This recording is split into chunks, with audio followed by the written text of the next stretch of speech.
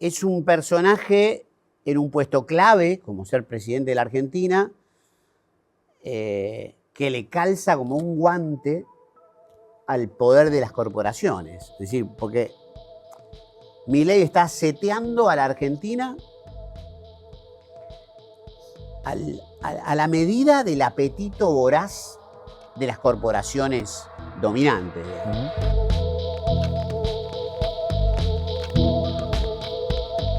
Camilo García, ¿cómo estás? ¿Cómo andas, Facundo? ¿Todo bien? Un gusto conocerte. Igualmente. Te conozco por tus placas Mirá, y por lo que se habla de vos y demás. ¿sos un intruso o un integrado? Qué buena pregunta. Bueno, dicen que el cerebro funciona por programación neurolingüística. Ajá. Y estuve varios años cantando la canción esa cuando se fundó Intrusos. Uh-huh. Siempre seré un intruso. Y estas afirmaciones a veces quedan medio flotando, ¿no? En el hipotálamo del subconsciente. Mirá, yo creo que de alguna forma soy un poco intruso. Porque incluso en la política, vamos a decir, en una época que decidí pasar un poco a retiro aquel periodista del Dolce Farniente, la mar en coche y el rum rum de los veranos, a empezar a opinar de otras cosas que me resultaban no solamente más interesantes, sino que me resultaba más necesario para mí, para mis sentimientos, mis preocupaciones, mi compromiso, mi historia. Así que cuando empecé en ese área, incluso queriendo hablar con gente de la política, en una mesa, en una charla, en un debate, con altura, respeto, considerándonos personas que quieren hacer las cosas bien y bien intencionadas y formadas, más o menos, me encontré que nunca me sentí del todo integrado, vamos a decir. Porque la política, cuando te ve llegar, es como que te dejan ser parte un poquitito, te permiten, te participan un poco de tal evento o tal cosa, qué sé yo. Pero también cuando me pasó en el gobierno durante el segundo gobierno, creo cuando fallece Néstor Kirchner, yo ya estaba en los medios, ya estaba con el boleto picándose, ya estaba con el boleto picado. Y quise sentarme, ¿viste? A una mesa, a hablar de política, a ver en qué podía yo ayudar de alguna forma también a construir algo. Y ahí ya llegó un momento donde la política misma se cierra, ¿viste? Son ellos y hacen sus cosas y hablan a su forma y se mueven de determinada manera que no te permiten tanto entrar a conocer qué pasa y esto del otro. Y fue ahí, creo que yo dije, bueno, está bien, seguiré en los medios, ese será mi lugar, y es mi lugar, y me gusta. Y también me permito, y la vida también me ha llevado a seguir desarrollando la inquietud de hacer cosas con la música, investigar la música, producir música. Es todo un trabajo que tiene que ver con lo espiritual, con el alma, para mí, por las cosas que yo viví, creo que la música siempre fue como un terreno de inspiración, de cosa estimulante para seguir la vida adelante, ¿no?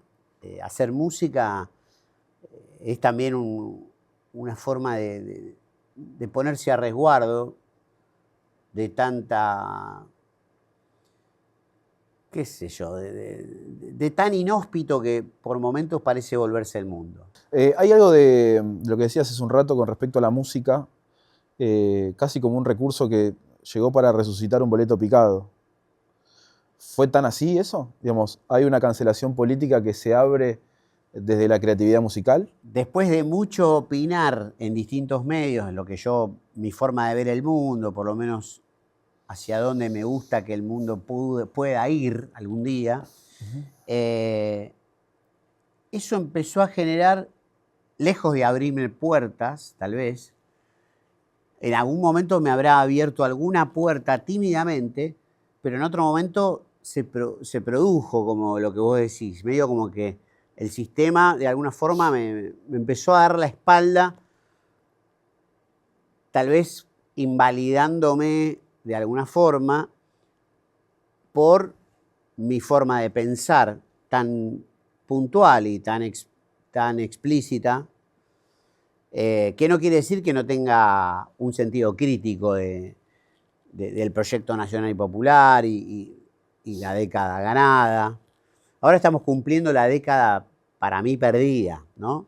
Pasamos de la década ganada a la década totalmente perdida, incluyendo el gobierno de Alberto con Cristina, que realmente no pudo, creo yo, incidir de manera relevante Claro. en las determinaciones. Parece que obviamente el gobierno de Macri fue un experimento muy perjudicial para el país, nos devolvió a las peores situaciones y dobló la apuesta en tiempo y forma. ¿Le reconoces algo a Milei? Mirá, yo creo que es un tipo que tiene un afán se encontró con un protagonismo que lo gobierna. Me parece que es un tipo esclavizado por su ego, que se autoalimenta y se retroalimenta de la aprobación que generan algunos rasgos que tiene de su personalidad, de pasarse de extrovertido e irreverente. Está bueno ser irreverente,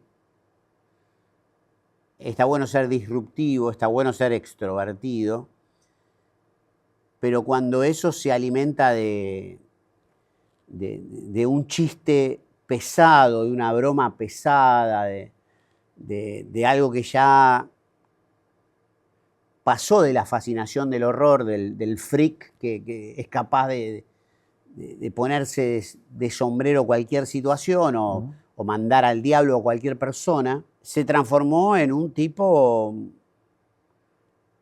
muy,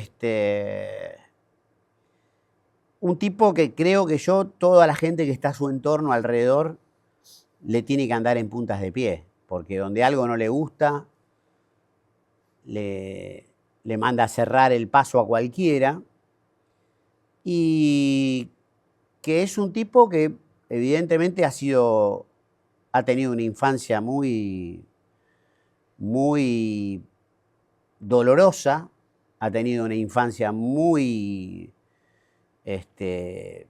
muy agresiva hacia esa persona, hacia su persona, y entonces es un tipo que no tiene empatía, y además está como enrolado, está como en un viaje medio de soy una clase de redentor o elegido. Es un tronado, es un cruzado. Para mí es un tipo que se cree que está como, viste, como que se cree que está en una misión que es mucho más allá de la voluntad de los hombres y el pueblo. Como que él está conectado con una misión sagrada que no importa que caiga quien caiga, él la quiere llevar adelante.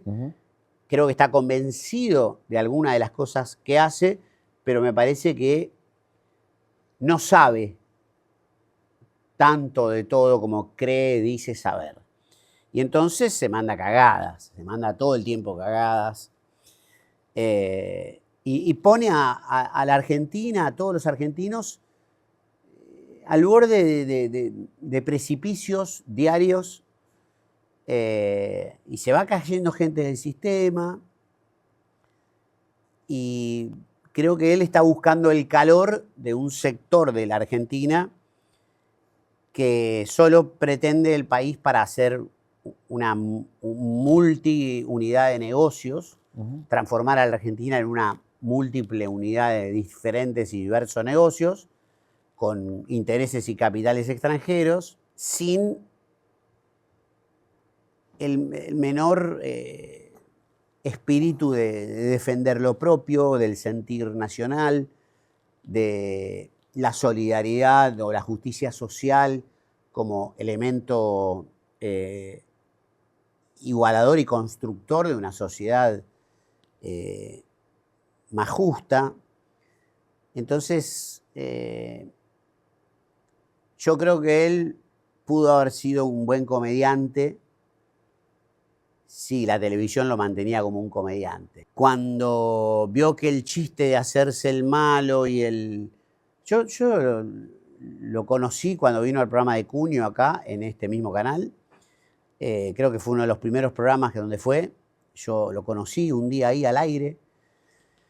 El tipo me gritó de una manera que no era ni justo, ni sano, ni probable discutir en esos términos al aire en un programa de televisión.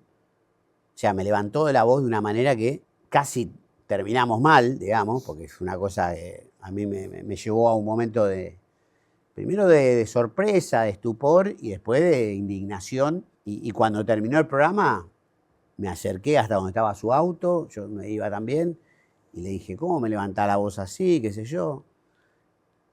Y lo vi como un tipo que estaba diciendo, bueno, palabras más, palabras menos, me dijo, bueno, eso es un show, porque no sé qué, no sé cuánto.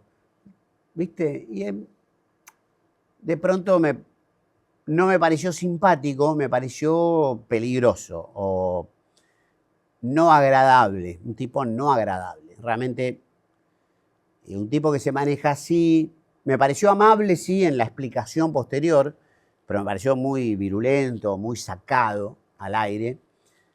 Y bueno, esa fue mi experiencia de cruzarlo, conocerlo.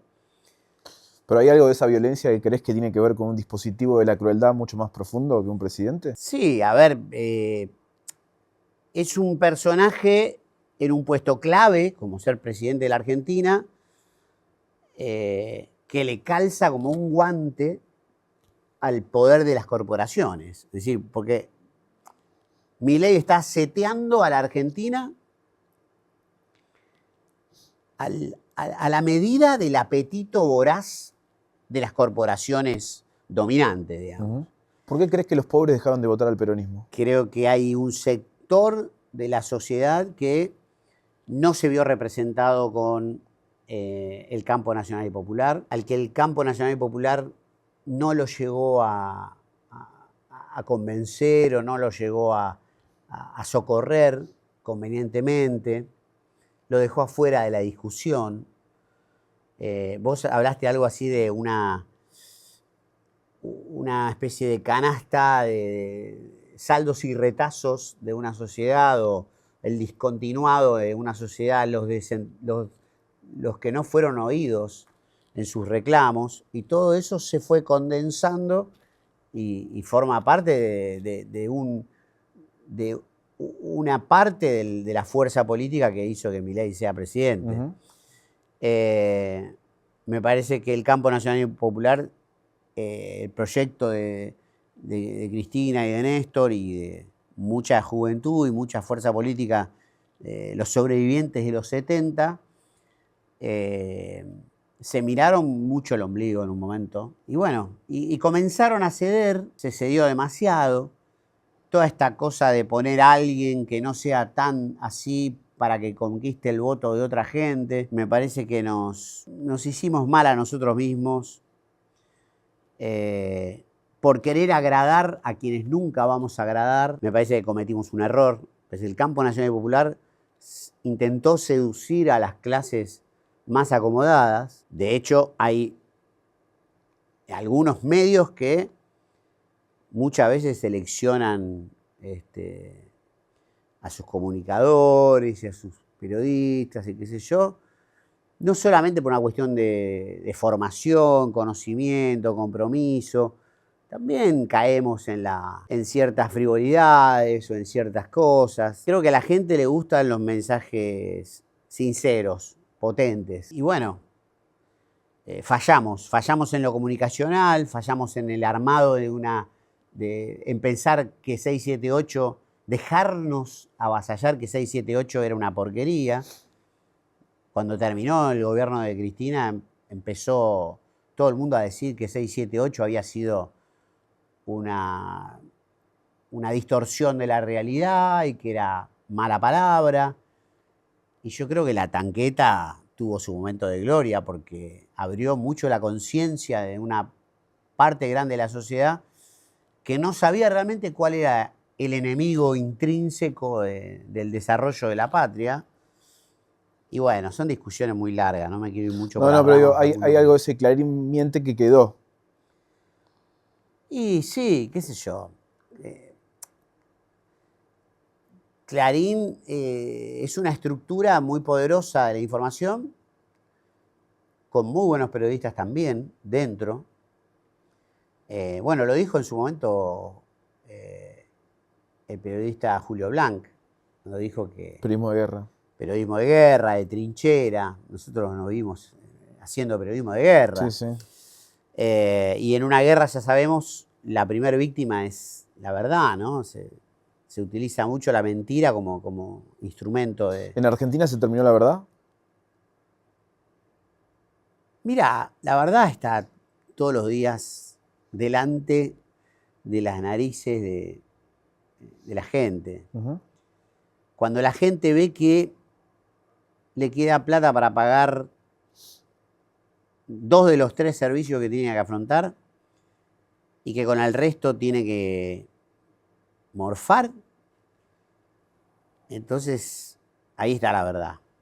Ahí hay una verdad enorme que va haciendo que, por ejemplo, en este tiempo yo veo mucha gente que se mudó, tuvo que mudarse. No, me fui a otro departamento un poquito más barato, o me fui a vivir con tal, o no sé quién, y me cambié la prepaga, o bueno, vendí el plan que tenía de un auto, faltaban 12 cuotas, lo vendí, o cambié un autito más barato, porque me gasta mucho, o me voy en transporte público porque el auto tengo que pagar el estacionamiento, la nafta, qué sé yo. Yo vi más gente ir a la baja en estos años últimos, incluyendo el gobierno de Alberto, Uh-huh. que crecer o prosperar o darse un gusto más. En esta época no. En esta época yo creo que es más la gente que está restringida de darse... Bueno, sí, con el dólar pisado por ahí, mucha más gente pudo irse de viaje, eso es verdad. Pero bueno, Esa escena ya la vimos, ¿no? Sí. Digo, la Argentina partida, de usuarios, de consumidores, de ganadores y perdedores, es el primer Menem. Bueno, yo soy totalmente testigo de los primeros años de Carlos Saúl I de Anillaco. Yo estaba maravillado con lo que había sucedido. Claro. Porque sufrimos el plan austral, las cajas PAN, el estallido del 89, el hambre. Yo en el 89 me fui a España, porque mi madre era española, entonces tenía toda una familia que me había dicho que cuando yo cumpliera 18 me daban la opción de irme a España. Y me fui a España, y estuve 3 meses, y mis hermanos acá la estaban pasando mal. Entonces, a mí no me daba quedarme allá haciendo como una gran vida, siendo que acá mis hermanos la estaban pasando mal. Entonces vine para acá, volví. Y después el menemismo empezó a revertir, se vendieron todas las empresas del Estado, se vendieron se empezaron a explotar las minas, se hizo como todo un trabajo de venta de activos, las aerolíneas, todo, YPF. Y con ese dinero, yo creo que la gran diferencia del menemato a esto que estamos viviendo ahora es que de alguna u otra forma por lo menos el menemismo le puso dinero en el bolsillo a la gente.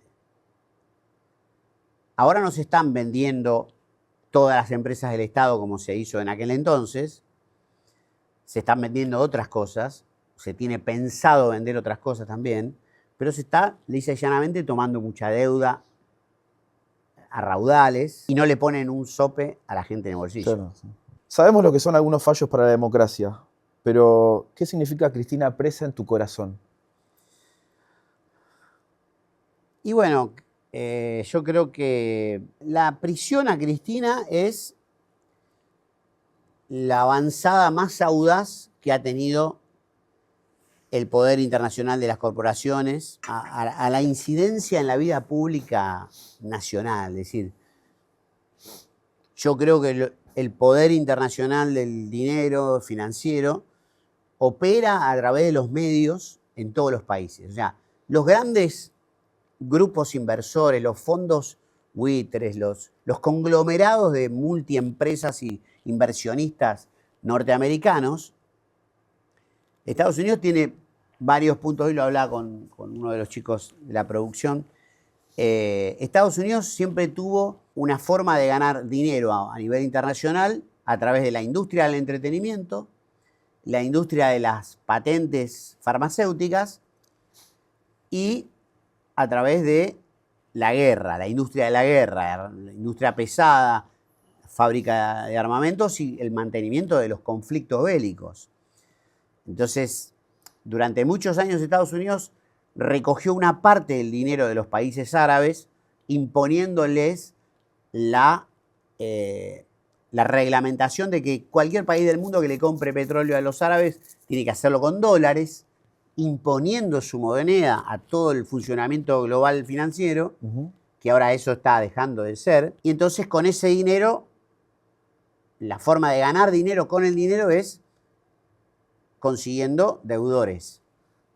En los 70 fue el Plan Cóndor, Sí, sí. a través de las dictaduras de los ejércitos y demás.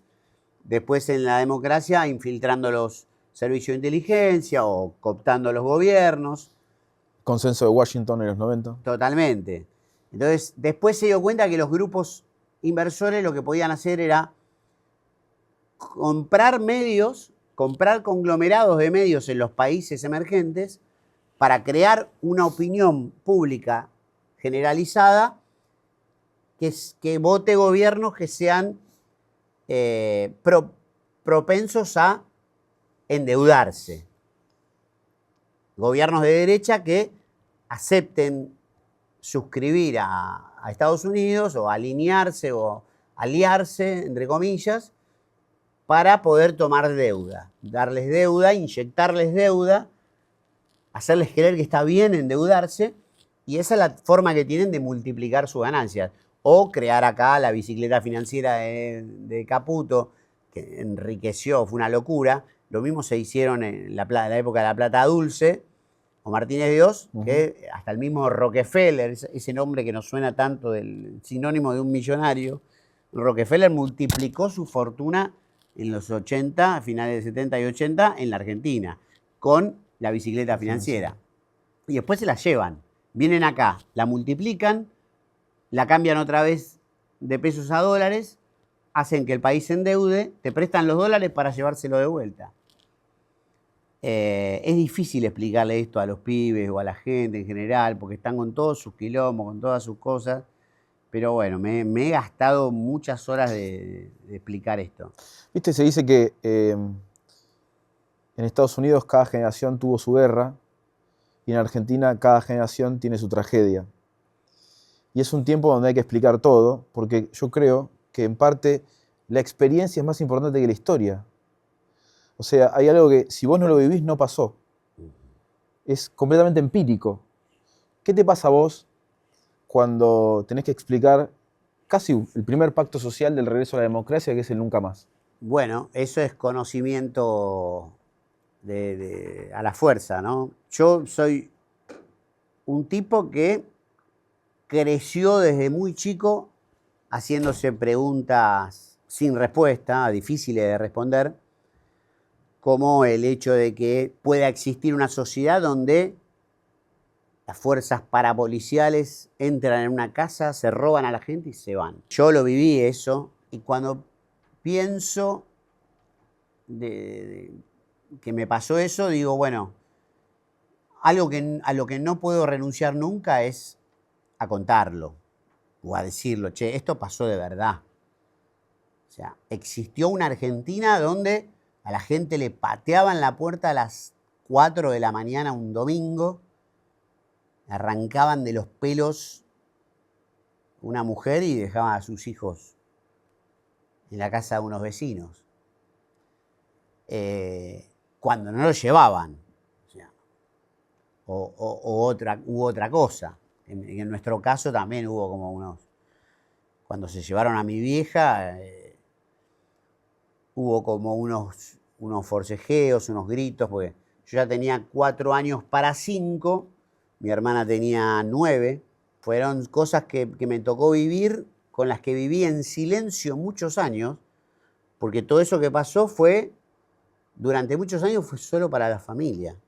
No era algo que no se hablaba ni en el colegio. En el colegio era el rumor de alguno que te decía, no, ¿viste? Algunas madres que decían, no, que no se junte mi hijo con este pibe porque, ¿viste? Son hijos de desaparecidos, ¿viste? Tenía toda esa cosa que durante muchos años fue algo que no es la visión que hay ahora, y mucho menos lo que sucedió durante el gobierno de Néstor y Cristina. Yo creo que cuando Néstor, ya lo escuchaba yo lo voté a Néstor, que no todos los peronistas lo votaron en aquel entonces, ¿eh? Porque muchos por ahí decían Rodríguez Sá y demás, ¿viste? Y yo cuando vi que bajó los cuadros también, después dije, bueno, es así, es acá, es esto lo que nunca pensé que iba a pasar, una reivindicación de toda esa generación que quería una Argentina mejor, que luchaba por defender la patria, no sé. Así que bueno, yo en algún punto haber sobrevivido a eso también me generó un límite para mi forma también de transar con los trabajos, de transar, ¿viste? No puedo fingir demencia cada 10 minutos laburando en un lugar donde se dicen una cantidad de barbaridades las que no puedo suscribir, avalar o hacerme el distraído, ¿viste? El problema del no te metás es que es hermano gemelo del algo habrán hecho. Sí, totalmente, totalmente. Y hoy ves las opiniones que pone la gente en Twitter o en las redes sociales, los comentarios. Y yo antes me amargaba más, salía más al cruce. Después me desligué un poco de estar tanto rebatiendo o embarcándome en discusiones infinitas que no valen la pena. ¿Viste? Hay veces que tenés que dejar pasar algunas, porque... Cami, ¿quién era tu mamá? Bueno, mi vieja era una española que vino a los 12 años a la Argentina con sus 2 hermanos, uno más grande y uno más chico, con su padre y su madre, mis abuelos, mi abuelo carpintero. Mi abuelo había sido lugarteniente de la Pasionaria en la Guerra Civil Española. Había tenido 2 condenas a muerte, 2 fusilamientos. Eran fusilamientos falsos, era de los mineros de Asturias. Tuvo 2 fusilamientos falsos que le tiraron a las piernas, o sea, no lo mataron a propósito. O sea, lo condenaban a muerte para que confiese o ventile o lo que fuere, y el tipo no confesaba, ni ventilaba, ni buchoneaba. Y entonces tenía 2 balazos en las piernas, con los que convivió toda su vida, tipo muy... por el otro lado, mi abuelo paterno era todo lo contrario, era capitán de la industria, fue presidente de Pirelli, gerente general de Loma Negra, mano derecha de Amalita en una época. Ah, mira. O sea, todo lo contrario, Sí, sí, sí. el contraste total. Pero volviendo a mi madre, ella tuvo que renunciar de alguna forma o dejar su ciudadanía, hacerse argentina para poder ser maestra. Y ella fue una de las primeras que organizó políticamente a los maestros educadores de la provincia de Buenos Aires, en lo que después se terminó transformando en CETERA. Etcétera. Militaba con Hugo Yasky y demás. Y también trabajaba en la publicación El Combatiente, que era el diario del PRT Perdón. y del ERP. Y bueno. Compañía de Roy Santucho. Probablemente. Así que bueno, cuando se empezó a poner muy turbia la cosa y de ser una maestra que iba... Yo me acuerdo que iba al colegio con ella, cuando daba clases, era maestra. También iba a las villas y hacía una olla popular y yo iba con ella, me acuerdo de esas cosas. Viajábamos muy temprano a la mañana en el colectivo, iba con ella al colegio. Y nada, la recuerdo como una madre, como cualquier madre con su hijo, que cuando tenía fiebre me ponía, qué sé yo, monedas en la cabeza, o un pan de manteca frío, o paños fríos. Y tal vez cuando la cosa se puso media difícil, que ya había persecuciones previo al golpe de Estado,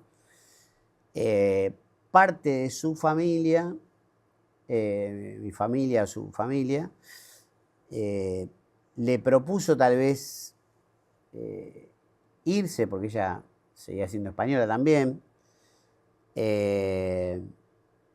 y ella sintió que se tenía que quedar, que no era correcto resignarse a no militar, a no bancar la parada. Tal vez probablemente nadie pensó que iba a pasar lo que pasó, ¿no? Nadie pensó, o algunos no se imaginaban que la dictadura iba a ser una máquina de desaparecer gente, con esa crueldad, con esa maldad, con ese silencio de la sociedad, porque hubo un gran silencio de la sociedad en ese entonces. Y yo creo que entiendo porque el silencio de la sociedad también era el miedo que lograron infundir en todos. Un día trabajando alguna vez conté esto, pero viene a colación, mi hermana dijo alguna vez y yo pensé también que yo quise trabajar en la tele para de alguna forma hacerme visible por si existiera la posibilidad de que mi vieja estuviera en algún lado y me vea. Eso lo pensé alguna vez, ¿no? Y al mismo tiempo pensé que trabajar en la tele iba a ser una forma de dar testimonio de lo que yo viví. Y un día trabajando en Canal 7 en un programa para chicos, con Elizabeth Márquez y Diego Reinhold, se presentó un señor y me dijo, ¿sabes quién soy yo? Le digo, no. Dice, yo soy tu vecino del barrio Envión, donde yo vivía cuando se llevaron a mi vieja, y los militares cuando se llevaron a tu vieja te dejaron en mi casa,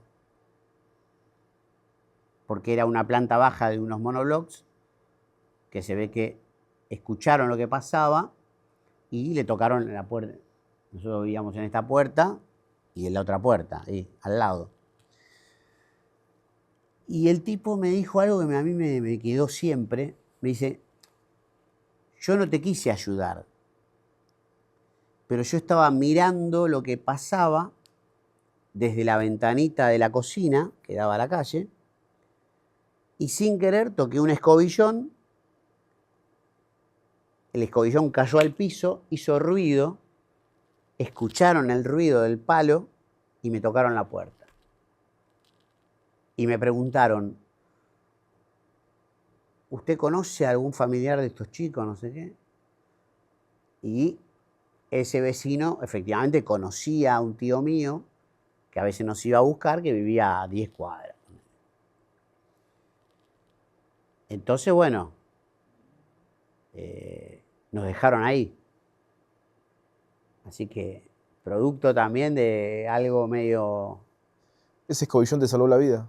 de alguna forma, quizás sí, no sé.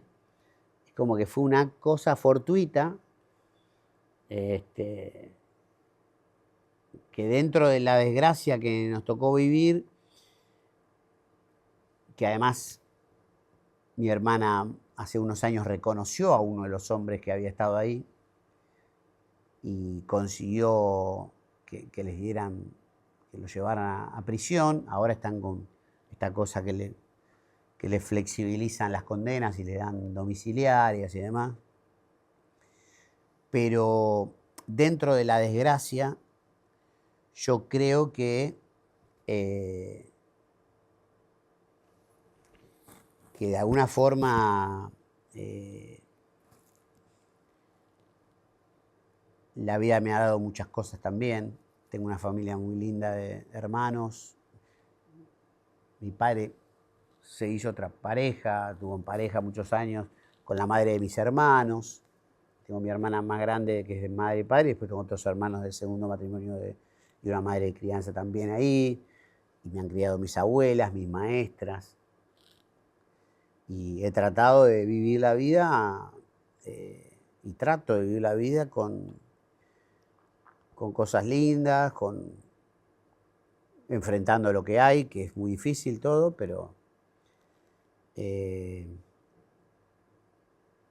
me siento un tipo, tal vez mi madre me ha cuidado mucho siempre, lo pienso, y cuando pienso en ella, también me hace fuerte para soportar cosas que por ahí de otra manera quizás no hubiera soportado, ¿no? ¿Y a vos? ¿Qué cuadro te falta bajar? Y a mí qué cuadro me falta bajar, uff. Y bajar el cuadro del hijo, yo sigo siendo un hijo. Y nunca fui padre, todavía. Y creo que esa es es una cuenta pendiente, que no sé si se dará algún momento. Estuve mucho tiempo involucrado en pasarla bien, divertirme y cumplir sueños de trabajo, profesionales o lo que fuera. Tuve una visión más individualista o egoísta, o enfrentar mis propios anhelos, deseos, mis luchas. Y me faltó eso, ¿no? Como que puede pasar. Vos me preguntás cuál es mi cuenta pendiente, eso, por supuesto. Y el futuro no sé, pero a veces fantaseo un poco con la política, ¿no? Me gusta lo que estoy haciendo con la tele, me gusta con la radio, estoy en la radio de las madres también. Me gusta hacer música y disfruto de ir a tocar y viajar con la música electrónica. Tal vez mi lugar sea de la comunicación, ¿no? Veo que mucha gente por ahí quiere pasar al lado de la política, yo no. Me gustaría ayudar en algo a veces, ¿viste? El tiempo dirá. Veremos qué tengo ganas de hacer a los 60, tengo 54 ya. Ya soy Sí. maduración tardía, No. ya soy estoy estirando mucho la fiesta de ser joven. Juego al fútbol 2 veces por semana, hago más deporte que a los 30 estaba medio en otra, pero bueno, ya es tiempo de tomar decisiones de otras cosas tal vez. Vos recién hablabas de la música electrónica. Sí. Yo recuerdo un programa de Sábado Bus de Papo, creo que estaba con DJ Deró, ¿no? Sí. En donde, bueno, buscate un trabajo honesto. Sí. Fue muy viral, hecho, es absolutamente rastreable, Sí. digo. ¿Cambió mucho Argentina a partir de eso? Sí, en realidad cambió el sentido de la comprensión de lo que la música electrónica hoy es. Sí. Yo me puse a tocar como DJ después de algunos años de investigar cómo se produce esa música. Es como en mi casa tengo un lugar donde tengo mis instrumentos electrónicos y hago laboratorio. Entonces estoy horas ahí, los momentos que puedo, de mucha introspección y tocar y buscar climas y sintetizadores. Y después ir a poner esa misma música, conjugarla entre sí con otra, aparear los temas, mezclarlos, transformar un tema con otro y otro en algo totalmente distinto, que la gente le pasa el Shazam y no entiende lo que le es porque no le da, porque está todo mezclado, pero a la vez se genera algo muy de introspección y de celebración. Creo que que la música electrónica en algún momento es una pausa que hace la gente de todos sus problemas, de todos sus quilombos, de todas sus... El momento de exorcizar la energía, de resetearse un poco. O sea, es más recreativo que descriptivo. Sí, sí, es un momento donde la gente para mí se libera de muchas cosas y es un momento de recreo, ¿no? Y creo que componer esa música, producir esa música, es un procedimiento de ingeniería y o sea, tenés que aprender un montón de cosas para empezar a manipular frecuencias, y no es lo mismo que tocar una guitarra, un piano y cantar una canción, que es hermoso y es maravilloso. En mi casa tengo piano también y guitarra, y es muy lindo, y tuve una banda de rock y saqué 2 discos y me fue súper mal, pero viví, ¿viste? Tuve, no sé, 50 shows, de los cuales la mitad fueron muy malos y después algunos muy caóticos, y un puñado de recitales fueron hermosos. Lo más parecido a la vida, ¿no? Por ahí. Sí, por ahí, sí, yo asumo que me fue muy mal con eso, pero que a la vez eran canciones muy lindas que yo no sabía interpretar con la voz, cantar bien, o por ahí tenían contenido político, y en ese momento era 2001, 2002, la peor época para sacar un disco. Sí, pero había que contestar. Claro. Yo no soy músico, vos sos músico, sos productor, es una pregunta completamente de aficionado. Hay algo de las melodías que siempre fueron un contrapeso en la historia de la democracia, ¿no? Qué sé yo, en la primavera alfonsinista, el rock, como manera de contestar, estaba en el centro de la escena. Digo, desde Sumo, pasando por Los Abuelos de la Nada, Virus o Estéreo. Miguel Mateos, SAS, ahora volvió. En los 90 por ahí, lo emergente era la cumbia, precisamente por toda esa desocupación de 2 dígitos y toda esa Argentina que se estaba generando, digamos, el concepto de piquetero como movimiento social, como personaje dentro del diálogo de la mesa de la democracia. Los 2000 por ahí empiezan pidiendo ídolos prestados del pasado. Nosotros nos criamos rezándole a Charly García y a Spinetta cuando claramente no nos cantaban a nosotros. La tragedia de nuestra generación fue Cromañón. Yo interioricé que el Estado era una puerta cerrada del lado de afuera por un candado. Eso era la ausencia del Estado. Cuando había un empresario que te cerraba una puerta del lado de afuera con candado. Eso es, acá no hay Estado. Las grandes bandas que se separan, ¿no? Se separa Soda, se separa El Indio, se separa con Los Redondos, se separan Los Piojos. Pero de alguna forma cada una de esas bandas o de esas épocas estaban signadas por una lógica política, una lógica social. ¿A qué Argentina expresa o qué Argentina expresa la música electrónica? Muy buena pregunta. Te la hice larga, perdón. No, pero es muy buena pregunta y lo comprendí. Creo que las fiestas electrónicas, la música electrónica, las fiestas electrónicas tienen un punto de conexión con cuando el hombre descubre el fuego y comienza a bailar en derredor al fuego. Tiene una cosa tribal no se sabe por qué, pero el ser humano lo hizo. Y sintió que en ese momento era un momento de pausa, de festejo, de celebración. Es el descanso del guerrero. Es algo muy primal para mí que sucede con las fiestas electrónicas. El que termina una fiesta electrónica cansado después de 5 o 6 horas de bailar, independientemente de lo que hubiera hecho en ese transcurso, solo por el hecho de bailar, te libera la serotonina, las endorfinas, te resetea, te vuelve una persona, te da te sosega. Como que te da como un cansancio muy reparador. Y la vida después sigue. La vida no es eso. Eso es un recreo. Después la vida sigue con sus desafíos, sus complejidades, sus adversidades, sus problemáticas en general.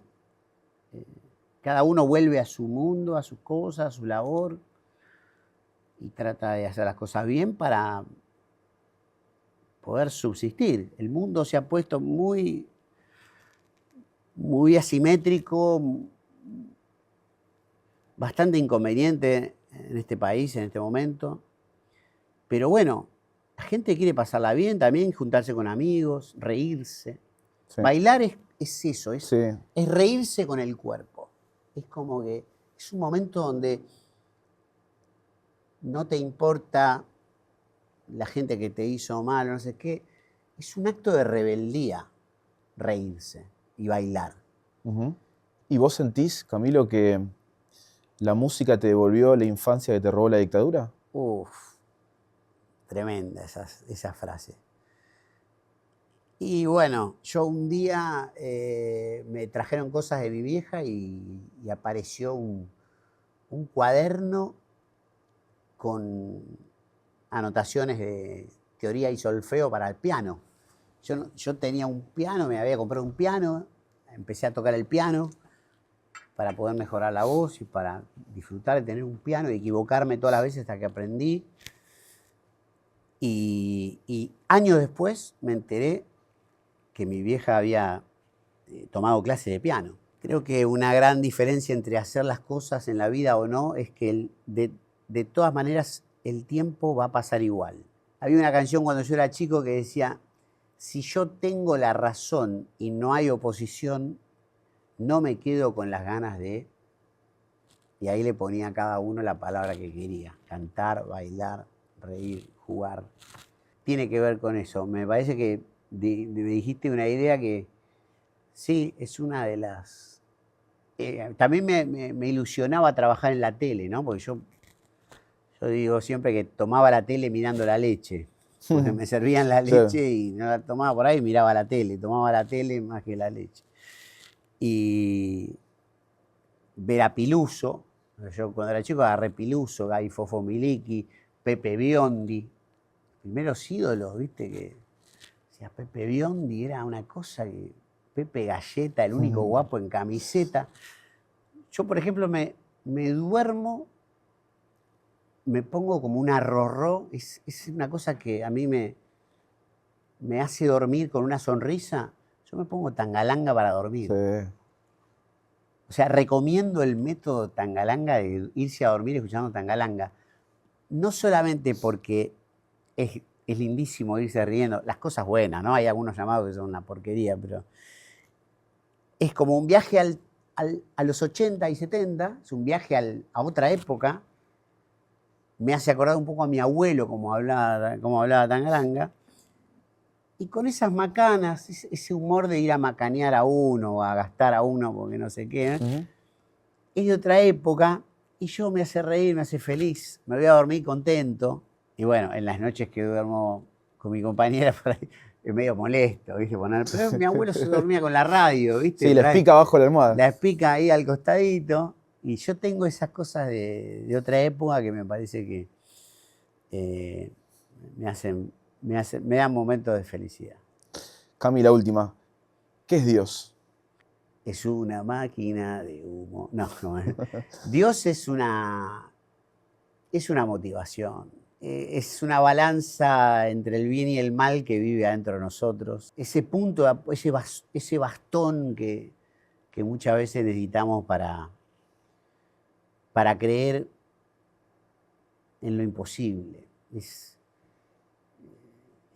un aliado que yo no concurro a misa, ni también tengo una mirada sobre las religiones y demás, Sí me gusta la espiritualidad, la religiosidad. Me he leído unos cuantos libros de Hoyo, por ejemplo, tiene muy mala prensa. Para mí Hoyo me parece un fenómeno. O sea, me leí más de 20 libros de Hoyo y me parece un tipo que pateó el tablero de muchas formas y que tenía una prensa muy mala también, precisamente porque invitaba a romper con un montón de cosas. Y creo que la palabra de Hoyo está muy basada en Nietzsche y sobre todo en Dostoyevsky. Yo recomiendo a la gente leer Dostoyevsky. Me tocó la suerte de conocer San Petersburgo. Claro. Lamentablemente leí Dostoyevsky después de ir a San Petersburgo. Tendría que haber sido al revés para disfrutarlo más. Pero creo que esa mirada que tiene Dostoyevsky desde el subsuelo, como dice en su libro, pinta la sociedad con sus absurdos, con sus prejuicios, con sus antipatías, con sus mezquindades, desde un lugar que me identifico muchísimo. Y volviendo a la primera pregunta, eso sí siempre me hace sentir un intruso. Yo puedo ir a una fiesta de lujo con gente de la crème, como he ido tantas veces por mi trabajo, y también puedo ir a echar una mano en donde se necesita, y también estoy hecho de eso. Parece que uno no tiene que tener prejuicios ni para un lado ni para el otro en ese sentido, ¿no? Todos los seres humanos están librando una batalla personal, cada uno está con sus quilombos.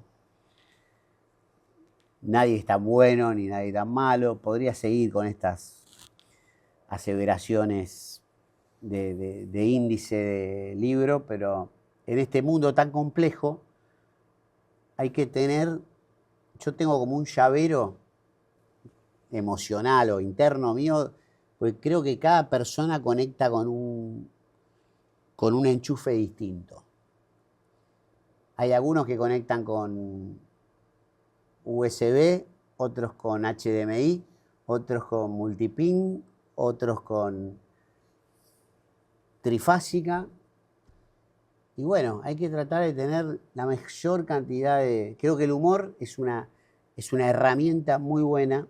El humor es una llave que abre casi todas las puertas. Así que, nada, tratar de entender a las personas que no tienen la posibilidad de conectarse o comunicarse de otra manera. Creo un poco eso, ¿no? Gracias, Cami. A vos, Facundo, un gustazo conocerte. Igualmente. Gracias.